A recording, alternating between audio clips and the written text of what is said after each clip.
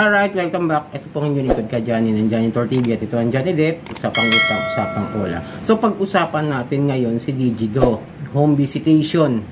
Ha, mga ka-Johnny, ang dami kasi nagtanong sa akin sa comment section kung nagpupunta pa sa ganitong lugar, nagpupunta pa sa ganito, kung paano ba sila i-handle. Totoo lang mga ka-Johnny, hindi naman nakakatakot ang pagpunta ng mga agent, ng mga collector agent sa mga bahay-bahay ninyo. Totoo ha. Walang halong biro. Walang dapat katakutan sa pagpunta sa inyo sa bahay. Eh, yung iba siguro nahihiya dahil pag kami pumunta naniningil. Yan sasabi ko sa inyo. Kaya nga ako nagbibigay ng mga ola na kung saan may mga nagpupunta. Kaya nga, bago kayo humiram dyan, kung mapanood nyo itong video to, magkakaroon na kayo ng ideya na yung ibang mga ola ay nagpupunta sa NCR. Pero legit talagang nagpupunta si Digido. Bigyan ko kayo ng ibang mga ideya kung bakit kayo napupuntahan yan, ha? Pag-usapan natin yung home visitation. Pero bago ang lahat, mag-subscribe kayo, ha? Paki-like na rin, share, tsaka hit nyo yung notification bell para updated po kayo palagi sa mga videos na ginagawa natin dito about sa mga online lending apps.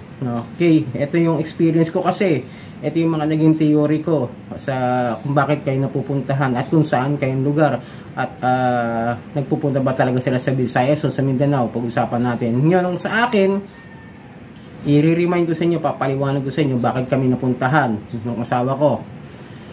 Wala kasi siyang hulog kahit partial. Diba? Wala siyang naibayad kahit partial. Almost 4K yung kanyang utang sa Digido. Dito lang po kami sa Valenzuela o NCR. Ang Digido is dito lang sa Quezon City yan, sa May Cubao. Meron niyang binibigay na papel. May pinakita naman akong video diyan. Medyo natabunan na yun kasi last year pa yun. Ando sa pitaka ko Pero wait lang. Ayan, ito. Ganitong klase ng papel ang iiwan nila sa inyo. Contact number ito ng isang Digido agent na pupunta sa inyo. Yan po. Peke naman yung pangalan niya. Sigurado dahil niya bibigay basta-basta yun. Pero once na pumunta sa inyo at magkaroon kayo ng ganito, iba rin number, iba rin address niya. Na. Hindi na yan yung dito nakalagay na may Boni something pa sa Boni Avenue o basta sa Cubao pa rin siya. Ayan o. Merpy Center. Iba na kasi address nito, bago na kasi yung kanilang opisina.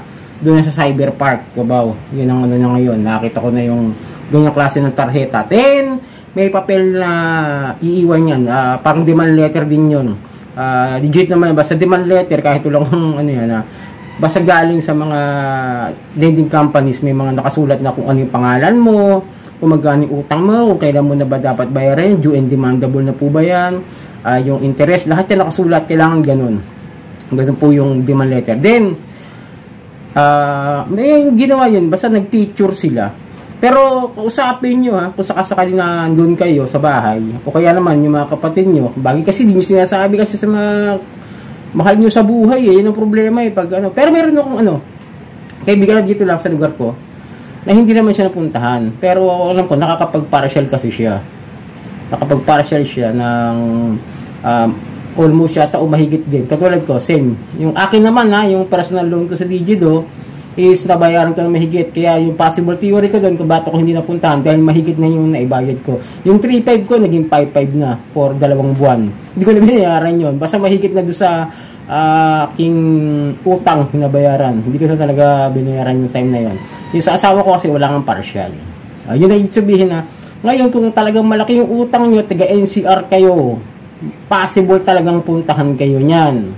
Talagang mapupuntahan. Pero kung mga bandang Rizal yan, madalas, may mga nakakausap na ako na lumalapit sa akin. Pinapakita naman nila yung kanilang, yung kanilang tawag doon, yung kanilang papel. Pinakita yung ganyan din. Then may sulat pa nga na pinakita, di ko na naman ano yun kasi may mga pangalan na nakalagay, mahirap na ipakita at i-public natin para sa privacy nung ating mga humihingi ng payo kung gagawin. Kausapin nyo lang, kunin nyo kasi kung papayag sila, kunin yung yung tawag doon, yung ID nila kasi dalawa yan, una cash tsaka Digido na yung nakalagay doon sa tarjeta nila. Yun ang nakikita kong pinapasa nila sa akin. Ngayon kung saan lugar sila pumupunta, eto NCR, Rizal, meron din part ng Batangas, Meron na rin pong part ng Batangas, nagpupunta sila. May lumapit sa akin, kailan lang, last month lang. napuntahan siya. That I'm not sure kung saan sa Batangas dahil humingi lang siya ng payo kung babayaran ba niya o hindi. Sabi ko bayaran na lang niya kahit principal amount. Kausapin lang niya agent. Siguro mayroong tagarong empleyado. Maring nag-apply siya tapos nag-work from home na lang. Kasi kumukuha ng Digido ng mga field collector na balitaan ko. Meron ako nakakita kasi sa isang tawag doon sa isang group page, no. Ito, pakita ko sa inyo. Yan, galing sa Lona, Philippines. Tatanong niya, guys, ano yung usually ginagawa niyo pag may legit na home visiting talagang nangyayari? Hahaha, nag-home visit yung Digido sa amin, Visayas area kami, Cebu City. 4K lang naman yung principal amount, tapos may bawas pa yun na 3K something lang yung receive. Pag check ko sa app, around 11K na babayaran. 39 days ang due pa lang naman. Sabihin, umabot na siya ng isang buwan mahigit, 11K. Si Ate Red, alam niya yung sagot yan, pag ganyan kalaki. Ako kasi, ayoko na umutang dyan, kaya nga sabi ko, pang emergency. Tama naman yun, pero ayoko na umutang dyan, mahirap babaon sa utang dyan kay Digido. Pero okay naman kausap yung mga agent, tandaan nyo. Cebu City ito claim ng isang nag-post, tatanong siya kung ano ba usually na ginagawa at ano yung pwedeng gawin. Kasi, sa pagkakaalam ko, parang, di ko sure pero baka may agent to or something. Pero, mag-isip-isip na kayo na kung hihiram pa ba kayo dyan. Ito, meron kasi sa comment section, no, na nabasa ko, siya rin yung nag-post. Talaga ba? Di ba? Taga-Luzon ng Digido? Taga naman Taga-Luzon ng Digido. Teka, NCR, dito sa Quezon City nga. Pinuntahan ka talaga dyan or may Digido dito sa Visayas.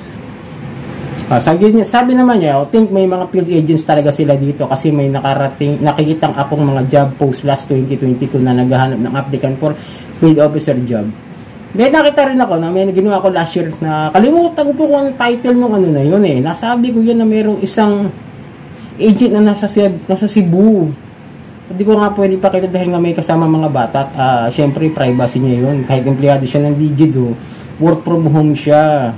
Wala siyang office, work from home yung agent. May mga ilang nila na isolated case. Lilinawin ko isolated case. Ibig sabihin, bihira. Hindi agad-agad nangyayari. Kaya sabi ko sa inyo, bago nyo pasukin yung Digido, pag-isipan nyo kung uutang kayo dyan o hindi, lalo na kung ayaw na pupuntahan sa bahay nyo. Hindi ko kayo tinatakot. Nililinaw ko lang po sa inyo kasi may mga iba nga dyan na tinatakot ko raw. Never ko kayong tinatakot. Binibigyan ko nga kayo ng awareness Binibigyan ko nga kayo ng ideya. Para kung sakaling puntahan kayo, alam niyo yung gagawin. Hindi naman manggugulo yan. Totoo, di manggugulo yan. Kaya kung nahihiya kayo, okay, umutang.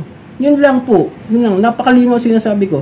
Wag po kayong umutang. Pero traditional naman po kasi na maningil ng isang mga kolektor sa mga bahay-bahay. Kasi lalo na kung hindi man kayo nagbabayad. Pero din ako nakausap na 2.5 lang yung kanyang hiniram sa Digido.